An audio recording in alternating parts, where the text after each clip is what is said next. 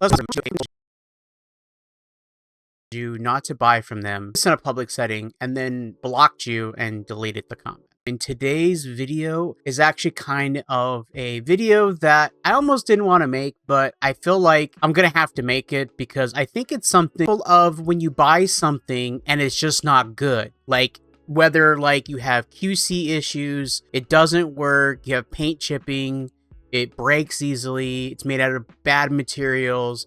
Whatever the reason is, we still buy it because nobody else is making it, or that we want it so bad that we're willing to accept poorly designed, poorly made figures so we have it for our collection in the hopes that it'll just get better. Mask has always been a part of my life, but not an essential part that I have like a collection of it. And recently, two companies have actually come out and started making those dreams for collectors like me and even the diehard fans that still have their original vintage G1, for lack of a better term, mass figures, would be Ramen Toys, the loyal subject. Essentially, Ramen Toys, whether it was the owner, an employee, or it could have just been a chat, told me in a conversation on a public platform, this public platform being Facebook, then don't buy them.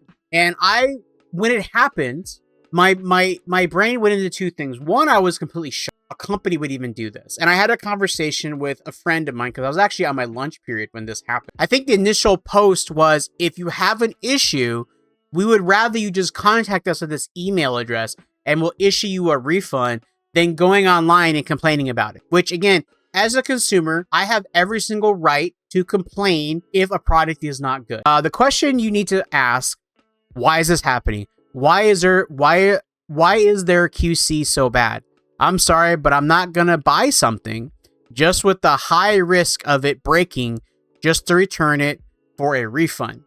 Offering it is good, but it should just work. Hot take maybe, have we reached a point we just let this slide because we want people to make things? And that's kind of what I talked about. Basically, he responded with no idea why the QC is so bad. 5% defective. And then he told me that the total calculation of how many complaints I would find and divide that by their production run of 2,000. The following would be that you see how high it is. The math don't lie. Well, I wasn't going to argue with him about the math because I didn't have those numbers. That doesn't mean anything to me as a customer. But just the fact that they would say, don't buy. I sat with it for like a few seconds, you know, I was like, okay. So it's kind of blowing my mind right now. But yeah, I'll do that.